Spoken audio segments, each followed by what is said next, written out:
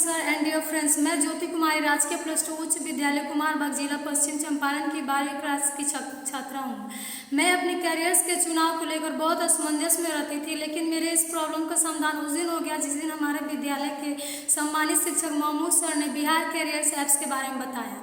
इस ऐप्स को मैंने कई बार ओपन किया था, जो समझ में नहीं आया उसको सर से समझी और आज मैं पूरी तरह से समझती हूँ कि अपने परिवार की आर्थिक स्थिति और संसाधन के हिसाब से अपने कैरियर्स का चुनाव करने में सक्षम हूँ। इस ऐप्स में ढेर सारे कैरियर्स के बारे में जानकारी दी गई है, जैसे हमें अपने कैरियर्स के हिसाब से कौन से कॉलेज अच्छे हैं, उसका फ़ी कितना है, जैसे स्कॉलरशिप की सुविधा, एंट्रेंस की एग्ज़ाम कब है और कैसे क्रेडिट कार्ड ले सकते हैं इत्यादि। ये ऐप्स हम सभी स्टूडेंट्स के कैरियर्स के चुनाव हेतु उम्मीद की नई किरणें लेके आया है।